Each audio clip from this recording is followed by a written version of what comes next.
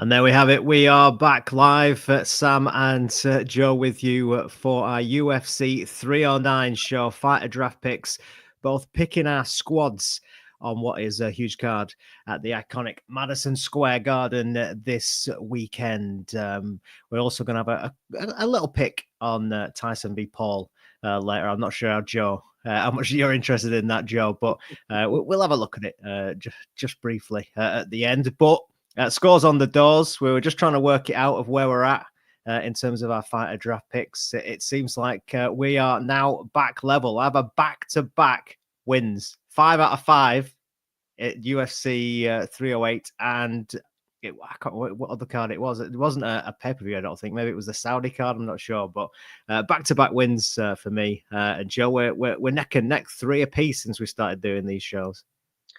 Yeah, 3 apiece, Sam. I took the early lead. I was pretty confident, but you've clawed your way back, so all credit to you. But I think it's about time I take that lead back, Sam. Yeah, all to play for this weekend at UFC 309. Firstly, before we get stuck into it, Joe, what have you made of Fight Week? Obviously, the Jon Jones talk and the Tommy Aspinall. He played hardball as he has been doing at Media Day, but then the press conference last night, Dana came out with it when asked that the winner has to fight Tom next. What have you made of the full week so far? Obviously, yeah, I think Jon Jones, if you're a new fan of MMA, don't be shocked. Jon Jones, unbelievable fighter, probably the GOAT. All respect to him. Not a great person, not someone I think you'd idolise your life on, and some of the things and some of his other actions is a bit loony for modern day and English expectations. So don't just appreciate his history and his fighting. Tommy Aspinall's marketed himself brilliantly, to be fair to him. I think Sam, he's nailed the marketing, he's nailed this push to get to champion with his crazy knockout. So I think Fight Week's going to be interesting. I'll get your opinion, Sam, because in mine I've not seen much of Stipe. I'd say he's been a bit disrespected since he was considered the heavyweight GOAT at one point. He should really still be considered the heavyweight GOAT. And Garnu's obviously gone and done his own thing, but I think he's the heavyweight GOAT, and it's been all about Tom Jones and Tommy Aspinall. I'd love to see Stipe get more love. He doesn't look as interested, so he's probably got part to blame of that. He just seems like he's turning up. Final fight, he's going to enjoy himself and move on. That's what it feels like. Hopefully, it's not the case. But yes, Sam, what do you think to Stipe? And I guess a bit of the disrespect he's getting towards being a legend of the game. I don't know.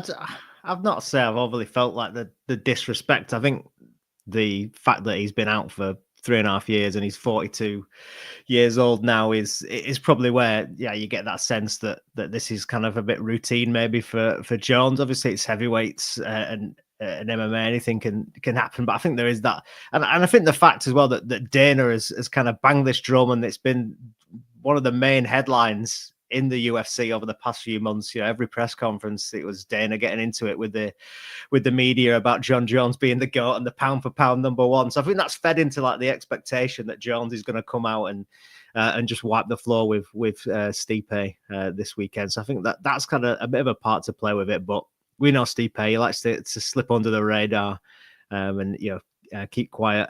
Even though he seems to have offended Jon Jones, even without saying anything. That he saw their face off last night about the thing about his kids. Don't say anything about my kids again. I never said anything about your kids, mate.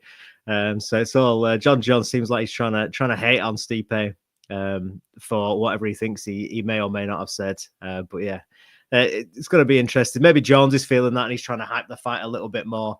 With the kind of Aspinall question that keeps being pounded to it, and I don't know, maybe both guys are feeling that a little bit, that there is this big Englishman hovering in the background, and that maybe this isn't the fight that it probably could have been if it had happened last year, or maybe in the period where Jones was making his 3-year step up to heavyweight. So yeah, I think there's a bit of everything playing into it, but yeah, I think Stipe, is what he's going to come out there and give his all, and he looks in good nick as well.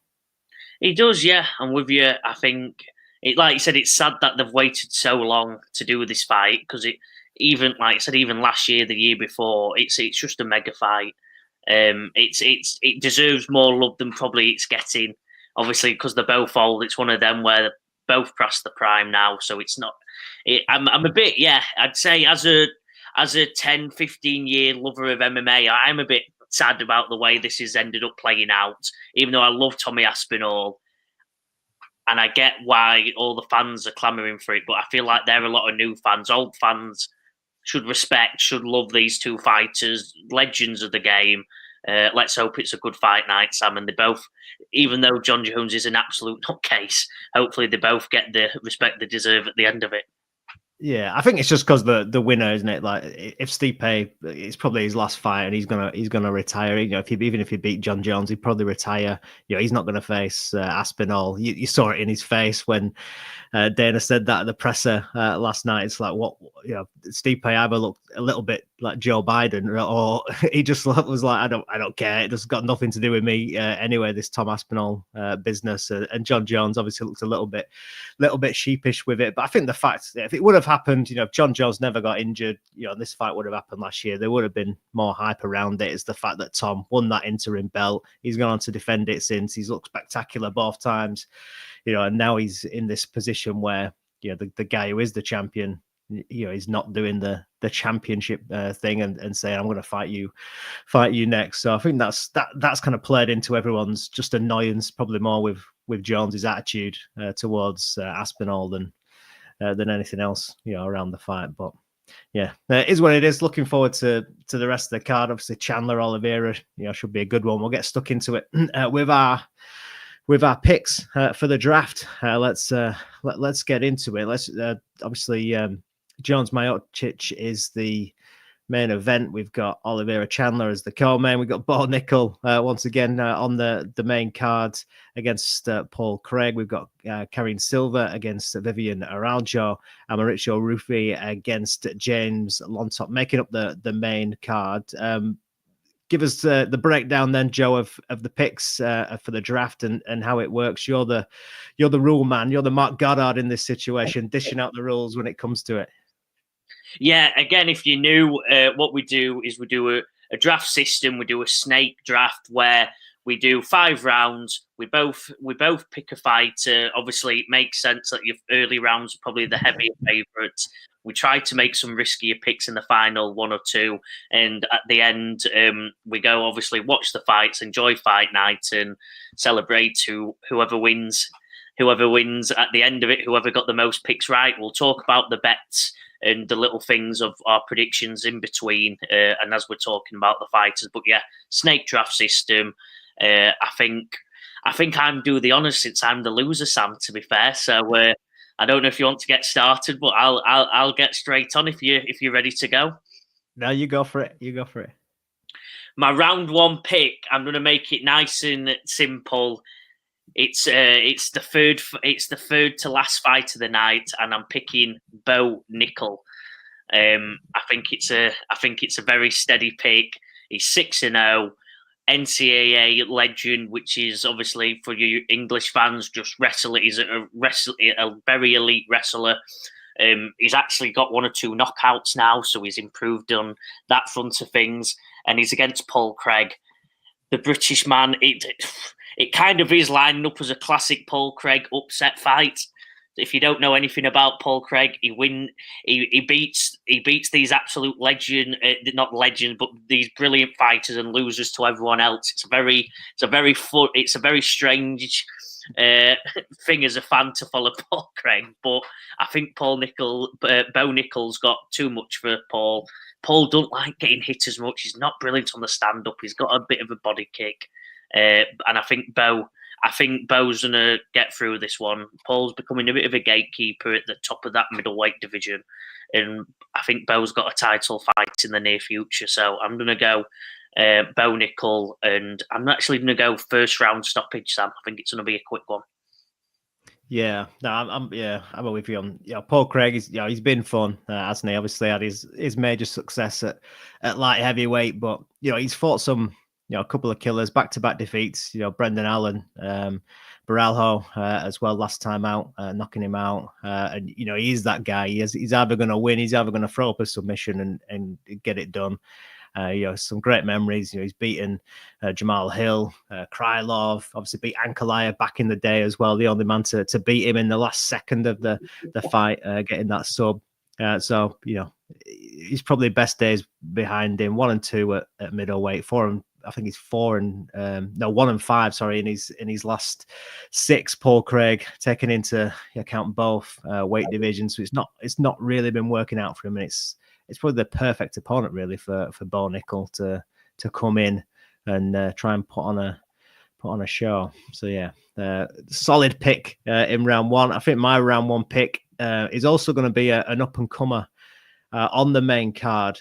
I'm going to have to go Mauricio Rufy from this surging Fighting Nerds team. Obviously, we saw Carlos Parates last weekend getting the knockout of Neil Magny, and I like the look of Rufy. He's only got his 1 appearance in the octagon so far. That was back in May when he stopped Jamie Malarkey in the first round. A lovely flying knee that started that finishing sequence, and he just looks good. He's got that low hand karate stance, a bit reminiscent of like a young McGregor, that kind of look about him. As well, and he just looks like he's here to entertain. Came through the Contender Series, as did James Lontop, who he's facing this weekend. He's 0 from 2 so far in the UFC. Split decision last time out, and then lost on his debut when he came in heavy as well. Was choked out by Chris Padilla in the first round. I just think his style, he throws a lot of high volume. I think Rufy, just the way he fights, is he'll enjoy this one, and I think he's won all 10 of his pro fights by TKO, and I think this one set up on the main card. A new star is born in Mauricio Rufy, so he's my first round pick. Like it, so it's it's you to go, Sam. It's straight into round 2.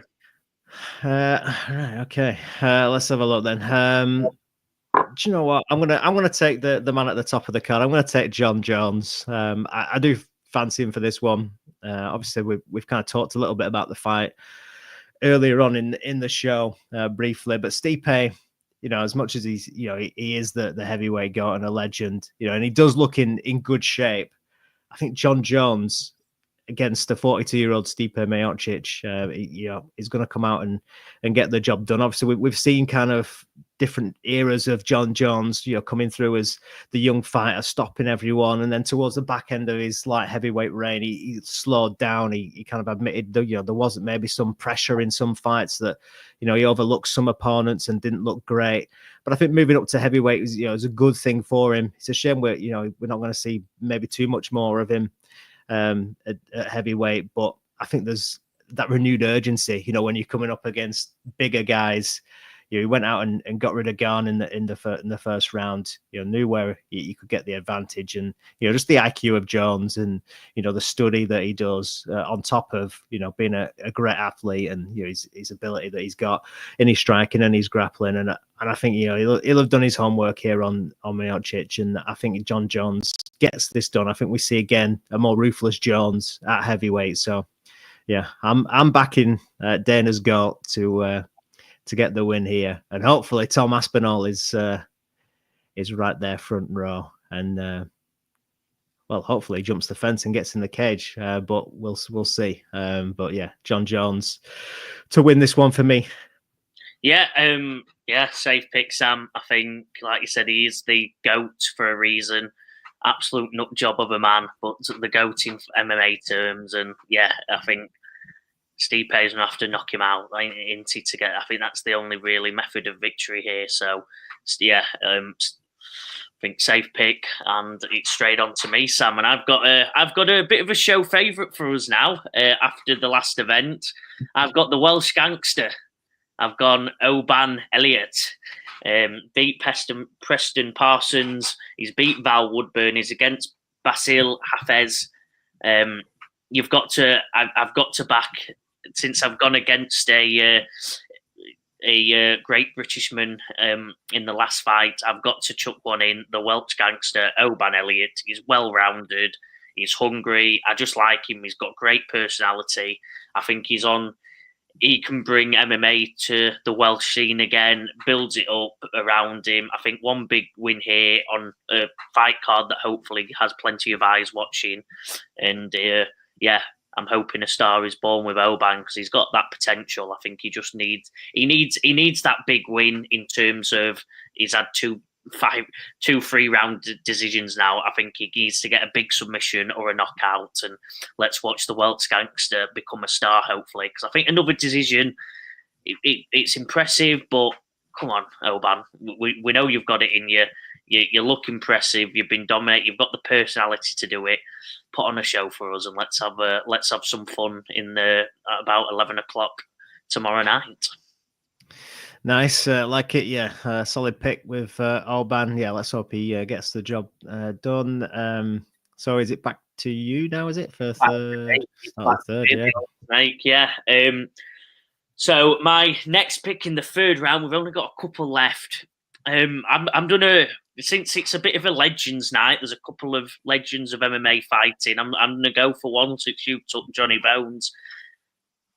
I think it's a risky one. It's Chris Weidman I'm going with. He's against Eric Anders. I think if Chris is the fighter we know he is, former champion, beat my GOAT Anderson Silva all them years ago now. He's obviously had his ups and downs. He's at the tail end of his career, sadly. It's not quite panned out at the end the way it has, but he's on the prelims. It's a bit sad and disrespectful towards Chris. He's 40. He's getting towards retirement. He won his last fight against Bruno Silva with some dodgy eye pokes involved. It's got to be said. But Eric Anders, 37. I don't think Eric's going to challenge him here. He's athletic. You've got a chance of Eric getting a sneaky knockout with his power. But I think every other facet of the game, Chris Weidman's got the advantage. And I think he may bow out. He may have another fight, but I think if he wins this one, he might bow out happy. He's a big card, MSG, and he's finished his career on a good win after obviously, as I said, having his up and downs over the last 5-6 years. Nice. Back to me then for my third round, and I'm going to go, I think, for a guy that was beaten by a legend last time out, but before that he had a bit of momentum. I think I'm going to go for Jonathan Martinez. He's an underdog pick as well in the betting against Marcus McGee, and I just like the run he was on. Before he ran into Aldo, Aldo coming back at that Brazil card in was it May or June? I think it was May on 301. Aldo back in the sport, back in Rio. We kind of at the time thought it might be he was just coming back to finish out that contract, and it was going to be tough to beat Aldo that night. And he came out, looked really good, but Martinez stayed in there with him. He went with him with the leg kicks. He's obviously got a powerful leg kick in his own right. Showed his toughness that night, Martinez. But before that, he got a bit of momentum, 6-fight win streak. He's still ranked in the top 15 at bantamweight. He'd beaten Adrian Yanez, Saeed Nurmagomedov, Cub Swanson as well. Finished Yanez and Swanson with leg kicks, picking up some bonus checks there. And I like Marcus McGee as well. He's going to bring some violence. This is a good fight. I think the top of the prelims, this one. He's 3-0 with the UFC, 3 finishes, but I'm kind of on the side of level of competition here, and I think that Martinez, it is tough, and I think he can slow him down with those devastating leg kicks that he's got. So McGee coming in, he's 34 years old. He's not got a huge records behind him. A late comer to the game, and I think that when you compare the resumes. I like Martinez's, and I think that it was a tough night against Aldo last time, but if he's still got that confidence and get that momentum back, I think he's got the skills and the toughness to get past the best of McGee early and then break him down with those leg kicks. So I'm going Martinez. Yeah, I like it, Sam. I was leaving him till later. I thought that'd be a sneaky one that I could squeeze in. I didn't know whether you'd go for that one, so I'm a bit sad actually. You've nicked my next round pick. I think Martinez. Yeah, like I said, he's the younger fighter. He's fought the better competition. It's not like he's been destroyed violently and had some devastating knockouts that he's not been able to recover from. He's still 30. That bantamweight division in the top 15 is just murderer's row. Every fighter is an absolute beast, and Marcus McGee coming in, he's not fought anyone that I'm impressed by. Martinez has fought many people I'm impressed by. Had some good wins as you've covered. Yeah, I think solid pick, and yeah, to be honest, just trying to make myself feel better for not taking him in that last round because I really wanted him. I thought I could sneak him in later. So we move on to round 4 then, and back to me in this snake draft. Do you know what? I might leave that. I'm going to leave the. I think I'm going to go last on that one, actually. So I'm going to go, I think, for another main card. I want to go for Karine Silva. A little bit nervous about this one because when I tend to pick up a women's fighter with a strong record or an unbeaten record, they tend to lose the next fight. But I'm going to go for Karine Silva. She is 4-0 in the UFC off the Contender Series where she got a submission win. You know, since earning her contract, she's looked good. She's got 3 submission wins out of 4, unanimous decision win last time. As well against Lipsky De Silva. So, yeah, she's looked good so far. She's finishing opponents. A rarity sometimes in women's MMA when we can get all these drawn out decisions. She's coming in. She's ruthless. She's had 5 under the UFC banner if you can count the Contender Series. And she's got 4 submission wins. Although Vivian Araujo, has fought decent competition. She's 6-5 in the UFC. She is tough. She's gone to decision in every defeat that she's had. All 5 of them. 5 of her wins have been by decision as well. She's only had 1 TKO victory in the UFC. I think that was on a UFC debut as well. But she has fought some good competition. Beaten Roxanne Modafferi, beaten Jennifer Maia. She's lost to Amanda Ribas and Alexa Grasso. So again, she's been in with good competition. But I think the UFC have got an eye on a couple of making a couple of stars on this Jon Jones card. We've talked about Bo Nickel. We've talked about Mauricio Rufi, and Karine Silva is the third of those with main card placement that they're looking to get some stardust into for 2025. So I'm taking 2 of them. You're taking the other one. Karine Silva is my 4th rounder. Like it, Sam. Yeah, I think you covered it nicely there. So Vivian Araujo. Like I said, it's sneaky though. I think I've watched a lot of people are torn up about this because, like you said, Karine Silva is the favourite. Momentum going her way, but she's a sneaky fighter, Vivian. So let's hope you get the win here, Sam. And like you said, I think the UFC needs 3 new stars, and they've got potential of making him as long as they get the job done. So is it the final? Oh no, I've still got your 4th, isn't it? 4th round pick. Yeah, so I'll leave. You said you're gonna leave one. I'm predicting that's in the Charlie Olives Michael Chandler fight. I get first pick next round, so I can maybe steal your pick if you think. So I'm going to leave that one because I get next pick next time. First pick in the last round. You know what? I'll carry on with my Legends theme. This is a daft pick, but no, I'm not. I was going to say Jim Miller. I can't do it, Sam. I can't do it. I'm not fully confident. I'm not gonna back that one. I've actually got another sneaky one. I'm going to go, and for long-time MMA fans who are into some of the dafter fights that the UFC have put on over the last 5 or 6 years, you'll know this name, Mickey Gall. It's the riskiest pick of my lineup so far. He's against Ramiz Brahimaj. Really not convinced with Ramiz Brahimaj. Mickey Gall's 7-6. He's lost a few, but he's not been very active over the last couple of years. He's only 30. He's still got youth on his side. He's the man who beat CM Punk.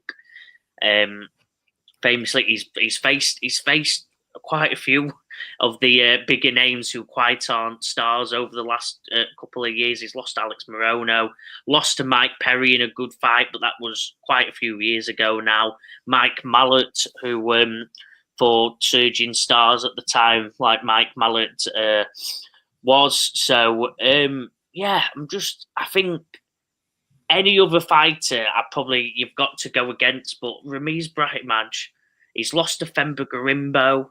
He's lost to. He's not fought for a while. He beat Michael Gallimore, who's 6-5 as a fighter. He's lost to Court McGee, which, no offense to Court's not the. And then he's beat someone who's 6-4 in the UFC in 2021. So I think if it was any other fighter, Sam, but I would have to go against Mickey Gall. But I think Mickey Gall's got this. Dana likes him. He's kept him around all these years, surprisingly, after a few losses and a few things. He's been that guy who the CM Punks, the Mike Perrys, and that have fought against these lower ranked fighters who have got a bit of name value. He's chucked Mickey Gall against him. He's a great grappler. If it does go to the ground, Mickey Gall wins this. Just needs to not get chinned, and I think he gets the win. So yeah, I'm going Mickey Gall. You might disagree. The commenters might be laughing, but you know what? I'm sticking to my pick, and I think he gets this one in a probably a submission in the second or third round. Nice, I like it. So we're moving on to the fifth and final round of the draft. So let's recap what we've got so far. You've got Bo Nickel, Alban Elliott, Chris Weidman, and now Mickey Gall in the fourth round. I've got Mauricio Rufy, Jon Jones, Jonathan Martinez, and Karine Silva as well. So all those fighters taken in our teams so far. Go on, Joe. Give us the fifth rounder. So we've got the co-main event. I think we've both left this one to have a bit of. Maybe you'll agree with me and I'll ruin your pick here, or you might not.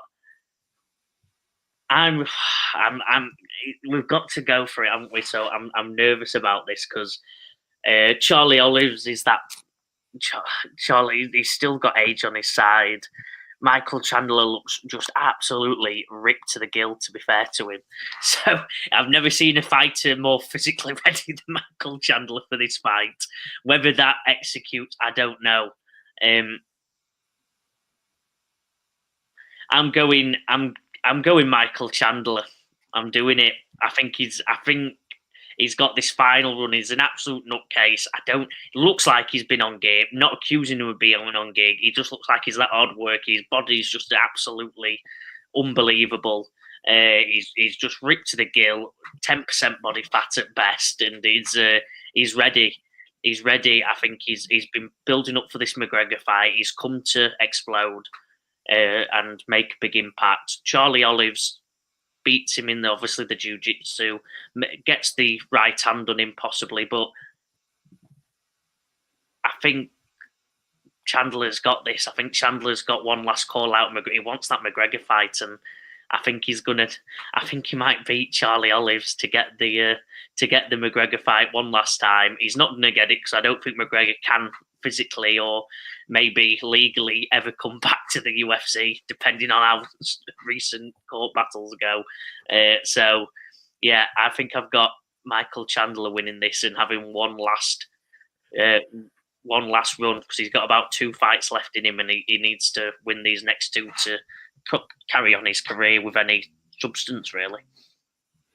Nice. I left it to last. I'm still on a bit of a knife edge. It's one of those where I do the kind of some of the previews for these, some of the betting previews, and this week it's one where you look at both guys. Obviously, Oliveira, finishing machine. He's been finished a few times as well, particularly in his earlier days, where Chandler's come in. He's had 5 fights in the UFC. Only one has gone the distance, and that was a war with Justin Gaethje.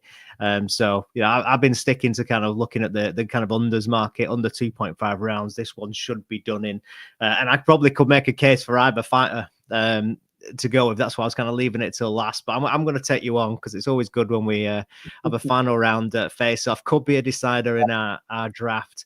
If the scores are close coming into to this fight. I've still got Jon Jones in the bag, so maybe this one could seal me a victory. But yeah, I'll take Charles Oliveira to your Michael Chandler. Obviously, got the win in the first fight. Chandler had some huge moments in that first round. Watched it a couple of times this week. That first round, hurt him twice. Had a couple of submission attempts as well. Chandler, Oliveira obviously had his moment as well, where he took Chandler's back.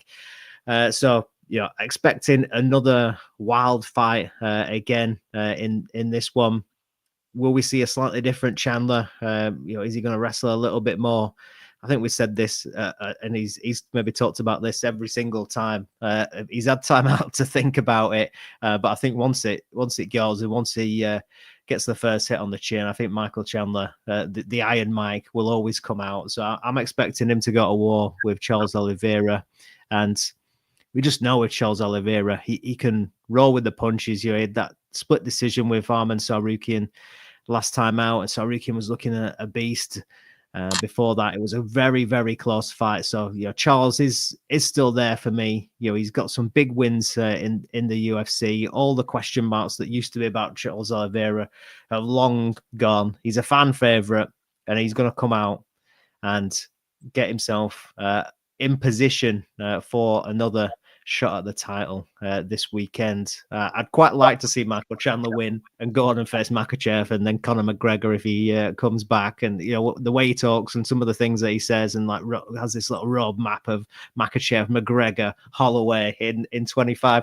It sounds good. I'd like to see it, but I think Oliveira just has that something else in winning the UFC octagon. So I'm going to stick with Charles Oliveira going 0-2, 2-0 against Michael Chandler. Yeah, well, that's the draft, guys. Give us your comments as you're watching. Give us your thoughts on the fights we picked. Maybe we've missed a few locks, a few guarantees that you guys may know, but let us know. Yeah, that was a fun draft, Sam. But yeah, I think we've got the possibly the bigger event of the weekend. It kills me to say that, and I don't think it is. But you want to talk about Jake Paul and Mike Tyson? Give us your thoughts. Give it a quick pick. Yeah, I don't know. What do you think? Is it the biggest of the weekend? I don't know. I've seen a few bits of preview and stuff to it, and I think I watched the little face-off interview that Jake and Mike had done, and they're like, it's the biggest event ever. And I suppose when Mike Tyson fights, it kind of is, but I don't know. I've not felt it too much this week, like this huge event. There's obviously a lot of naysayers to it. I don't really mind it either way. If Mike wants to get paid, let him get paid. But yeah, I don't know. I've just not felt that buzz. Although I've seen some of the stats of the likes and stuff on the slap last night. I'm gonna watch it. I think someone put it best this week: 2 fights in UFC 309 and Paul and Tyson that we really don't want to see, but we are going to watch. So I think that sums it up pretty nicely. But yeah, have you felt the buzz this week? Have people been mentioning it like people you've just been talking to casually? Have they mentioned it? No, I can't lie to you. I've not felt the buzz. To be fair, Twitter, when I loaded up Twitter this morning, it was full of the Mike Tyson slapping Jake Paul, so I'll give it some credit. It does have some little bits of buzz. To me, though, Sam, I think it's like you said, Mike clearly going for the payday. Whether it's a setup job, I think we'll be our own judge if we're both watching it and see whether it's just a setup to earn them both a couple million, or they're actually going to have a dig and try beat each other. I don't know, but Mike looks a bit old on them pads. He's got the power, but he doesn't have the speed. He looks a bit stiff. I just don't, like you said, why would you want to see a legend like Mike Tyson lose to Jake Paul? Hopefully it is a bit of a setup job and we don't see Jake Paul knock a 50-odd-year-old man out. That would be, to be honest, Sam, I'd rather it be a setup job, a good spectacle, a good laugh to watch on TV. I'd rather that be the case than actually Jake Paul running out there and just, like I said, knocking out an old version of Mike Tyson who has had one fun fight against Roy Jones. That was, again, basically a sparring session. His last fight against Jones was just a sparring session, wasn't it? Where neither of them went for the knockout. They both had a bit of a laugh out there and got a payday. Hopefully it's the same vibe. We can all have a laugh watching Mike Tyson and Jake Paul go at it and all the daft stuff that's going to come with it. I think as long as we don't take it too seriously, we can have a good time. If it is serious, Jake Paul knocks him out. Just another sad day for influencer and real life boxing. What's your pick? My pick is Jake Paul by decision. I don't think Jake's going to go out and knock him out. I think Tyson's going to show up, jab him around a bit, have some fun, and I think they'll let Jake win by decision to go fight his next one and say I beat Mike Tyson. That would be my prediction on the storyline. I think it's going to be more storyline than actual evidential fighting. Fair enough. I'm going to go for Mike. Can't not go for Mike Tyson. Tyson by knockout. Third round. Tyson's a legend, isn't he? If he does knock out Jake Paul, we're all dancing, we're all in the streets, and we're all laughing at Jake Paul getting knocked out by 50-year-old Mike Tyson. So yeah, another daft night in influencer boxing, but hopefully it's just a fun event to watch. So let's just recap our UFC 309 fighter draft pick. The teams are in. It's done and dusted. Joe, run us through your team. So my first pick, I believe, was Bo Nickel. I think he beats Paul Craig fairly easily. I said for a bet, take him in the first round. I think he gets in and out of there fairly quick, and a potential one or two fights away from a title fight, and a star is born. I've also gone with the Welsh gangster Oban Elliott. I think we watched him fight. Obviously, in the Manchester card, is brilliant action, speaks great, and is a good laugh. And I think he's one big win away. I think I'm going to take him for the finish. I think he needs a finish for his stardom. Then I went Chris Weidman. I think he beats Eric Anders pretty comfortably. I think other than a lucky knockout, Anders has got nothing for him. And then I went with trying to think. I've lost my page, Sam. You went Mickey Gall. Mickey Gall, yeah. Sorry, yeah, I went Mickey Gall to beat Ramiz Brahimaj. I don't rate Ramiz at all. Mickey Gall, I think as long as he gets the takedown here, gets the submission win, and I don't know, Dana don't mind him, so I think he'll want to keep him around. And then my final one, the head-to-header, I'll not ruin it too much and go into it, but I've gone Michael Chandler. Nice. So, yeah, that's Joe's 5 picks from our snake draft. I went Mauricio Rufy in the first round, main card placement. I think he's going to look good against James Lontop. Styles mixed nicely. Rufy looked excellent in his UFC debut, and I think we're going to see another on-point performance from him. Jon Jones was to pick. Just think he's got too much for Stipe at this stage, so a pretty simple one there. Jonathan Martinez to bounce back, lost to Jose Aldo at UFC 301 in Rio. Before that, had some real momentums, beating some good names at bantamweight. Coming up against Marcus McGee, who's got 3 finishes in a row. Martinez is the underdog. He's got the better resume. He was on a streak before fighting Aldo in Rio, and I think he can bounce back and slow McGee down with those leg kicks. Karine Silva's looked good so far. She was my 4th round pick. She's got 3 submissions from her 4 outings inside the octagon. I think she can get a victory over Vivian Araujo. And then I went head-to-head with Joe in the 5th round. Took Charlie Olives. Wild fight. I think I probably, I said, could make a case either way for the winner of this fight. It's going to be wild again. It's probably going to be fight of the night.